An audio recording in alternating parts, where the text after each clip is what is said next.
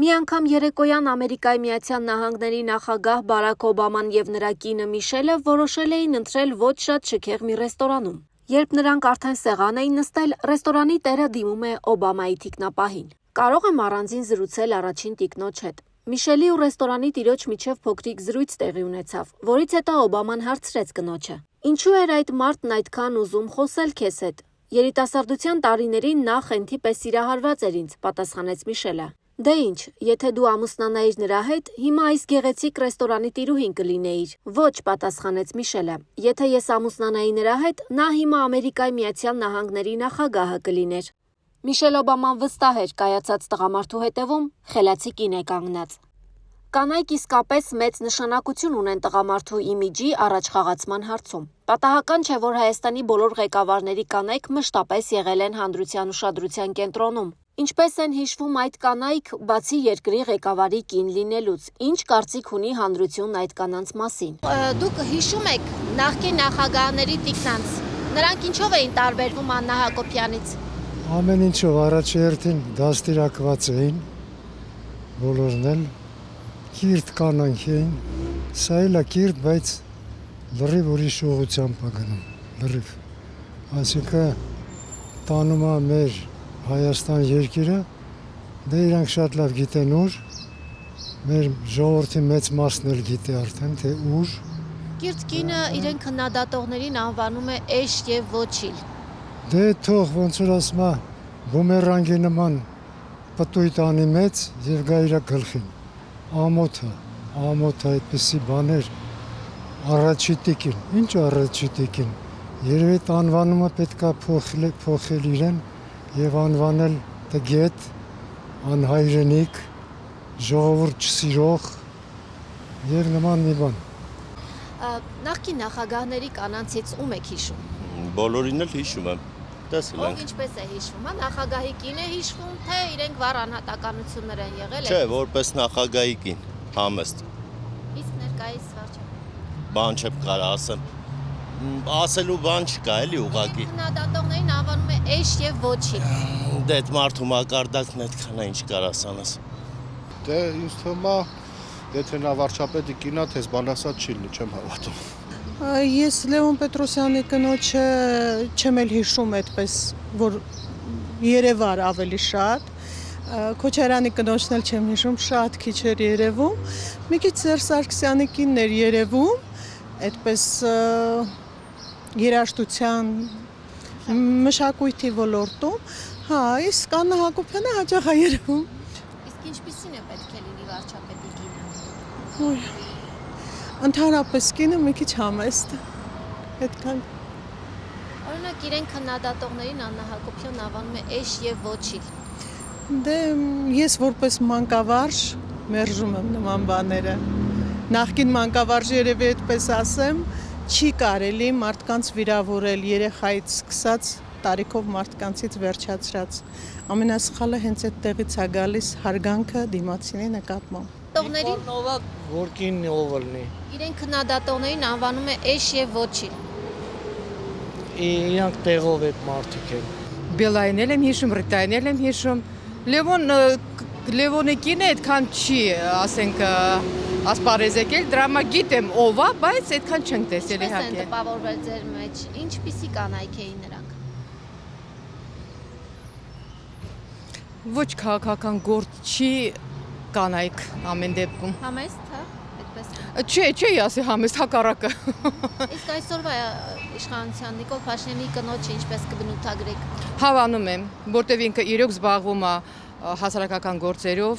իրոք օգնում է։ Հավանում եմ իրեն ամեն դեպքում։ Իրեն քննադատողներին անվանում է էշ եւ ոչիլ։ Ինքը տենց բան չի անվանել։ Ցույց տամ։ Ինքը տենց բան չի ասել։ Հիշում ենք իհարկե, բավական համեստ մարդիկ էին եւ այդ իմաստով կարծում եմ, որ կարելի է նրանց դրականորեն հիշել, որովհետեւ օրինակ կարծում եմ, որ բոլորն գիտեն, որ գուցե եւ Ռոբերտ Քոչարյանից դժգոհ են, բայց նա կինը բավական համեստ, հաճելի անձնավորություններ։ Կարծում եմ շատ շատերը համերգասրահներում բանում արդեն իսկ երրորդ նախագահի կնոջը կհիշեն, որ դուք չկարծեք, որ ամուսնուն հասցեին ինչ-որ բան ասեն, կանանց էլ կարելի է նույն բանը ասել, ոչ։ Կարծում եմ, որ երկուսն էլ համեստ կանայք էին և իրենց ամբողջ ամուսինների պաշտոնավարության ընթացքում երբեք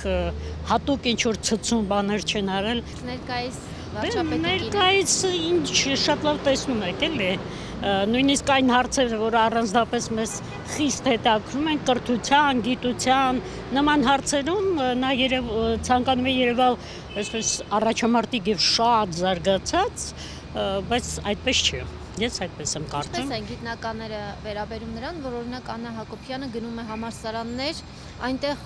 ցույց տալու համար, որ ինքը ընդհանրապես գիտությունից բան չի հասկանում։ Այդա։ Փորձեցինք համացանցում նյութեր գտնել առաջին տիկնանց վերաբերյալ։ Միանգամից նշենք, որ Լևոն Տեր-Պետրոսյանի կնոջ մասին խիստ սակավ տեղեկություններ կան։ Թերևս պատճառն այն է, որ 2000-ականներից հետո է տվյալների հրապարակումների թվայնացում եղել, իսկ Տեր-Պետրոսյանը երկրի ղեկավարը եղել է մինչև 1997 թվականը։ Առանձնապես շատ չեն տեղեկությունները նաև Ռոբերտ Քոչարյանի և Սերժ Սարգսյանի կանանց մասին, թերևս այն պատճառով, որ նախագահների կանայք, հատկապես Բելլա Քոչարյանը, աչքի չի ընկել այնպիսի մեծ ակտիվությամբ, ինչպես աչքի է ընկնում օրինակ Նիկոլ Փաշինյանի կինը Աննա Հակոբյանը։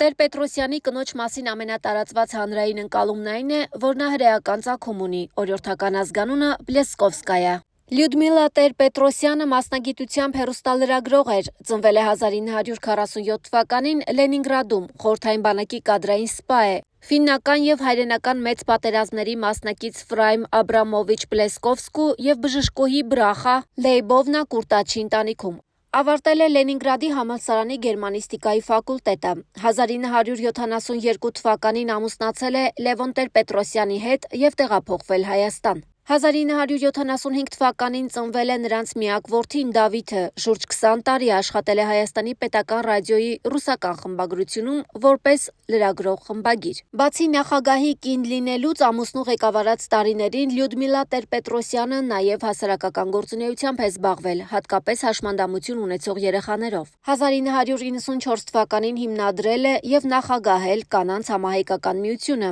որը կանանց միջազգային 4 համաժողով է կազմակերպել։ Լյուդմիլան հազվադեպ է հարցազրույցներ տվել։ Հանրային միջավայրում շատ քիչ է հայտնվել։ Տեր-Պետրոսյանը շատ հանդիպում կանանց եւ սիրում է ինձ, ես կարող եմ ասել իր տորնիկին Լուսիային եւ դրա համար առաջի շնորհավորանքներ Լուսիի հետ մենք ստացել հապիկից եւ Երկրորդ նախագահ Ռոբերտ Քոչարյանի կինը Բելլա Քոչարյանը ամուսնու պաշտոնավարման տարիներին գրեթե չի հայտնվել տեսախցիկների առջև, նա հայ պաշտոնյաների կանանցից ամենազուսպն ու համեստն էր։ Ռոբերտ Քոչարյանի պաշտոնական այցերին Բելլա Քոչարյանը գրեթե չի մասնակցել։ Նախագահ Քոչարյանը ձգտել է իր ընտանիքը հեռու պահել քաղաքականությունից։ Նրան զավակների մասին էլ հանրությունը գրեթե ոչ մի տեղեկություն չի ունեցել երկար տարիներ։ Բելլա Քոչարյանը ծնվել է 1954 թվականին Ստեփանակերտում։ 1978 թվականին ավարտել է Երևանի բժշկական ինստիտուտի սանիտարահիգիենիկ ֆակուլտետը։ Աշխատել է Լեռնային Ղարաբաղի մարզային սանիտարահակահամաճարակային կայանում, զբաղեցրել է գլխավոր բժշկի տեղակալի պաշտոնը։ Բելլա Քոչարյանը ոսկրածուծի տրանսպլանտացիայի դոնորների համահայկական ռեեստրի պատվավոր նախագահն է։ 2006 թվականից նաև Հայ օգնության ֆոնդի երեխաների աջակցության կենտրոնի բարեկամների խորհրդի պատվավոր նախագահը։ Բելլա Քոչարյանը հազվադեպ է հարցազրույցներ տվել։ Դրանցից մեկը Ռոբերտ Քոչարյանի գրքի շնորհանդեսին, երբ երկրորդ նախագահը բանտում էր։ Ասել, որ այն ինչ արել են մեր զինվորները, դա ոչինչ չէ, ուղղակի խայտարակություն է։ Բոլոր զոհվածները մեր պատերազմում, նրանք հերոսներ են, եւ դա ոչինչ չէ։ Սխալ խոսք է, չի կարելի այդպես արտահայտել։ Ես էլ եմ կարծում, որ խաղաղությունը շատ լավ բան է, ես համոզված եմ, բայց ինչ ձևով հասնել այդ խաղաղությանը,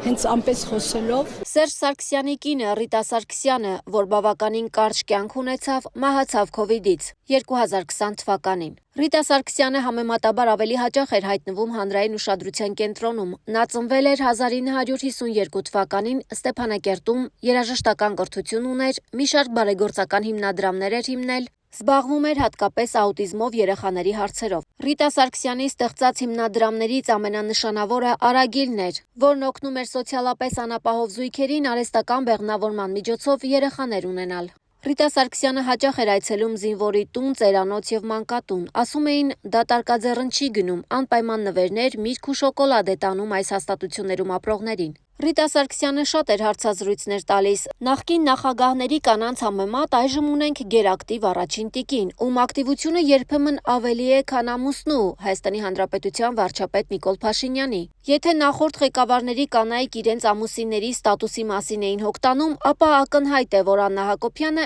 իր մասին է մտածում, ինքնուրույն գործունեություն է ծավալում եւ չի նեղվում, երբ ամուսինը մնում է ստվերում, կամ երբ մարդիկ մտածում են, թե ինքն է երկիրը կառավարում։ Որևէ պաշտոն չզբաղեցնելով Աննա Հակոբյանին հաճախ կարելի է տեսնել տարբեր երկրներում քաղաքական այնպիսի միջոցառումների ժամանակ, որտեղ նույնիսկ Նիկոլ Փաշինյանը չի մասնակցում։ Նկատելի է, որ նա դե ֆակտո փոխվարչապետի կարգավիճակ է ստանձնել, փորձելով հետ չմնալ հարևան երկրի առաջին տիկնոջից՝ Մեհրիբան Ալիևայից։ Իսկ վերջին օրերին նա որոշել է փակել իրեն քննադատողների բերանը, վիրավորելով հոդվածագիրներին իր մասին մի թթու խոսք ասողներին, եւ դա անում է անթույլատրելի եղանակով վիրավորելով մարդկանց արժանապատվությունը։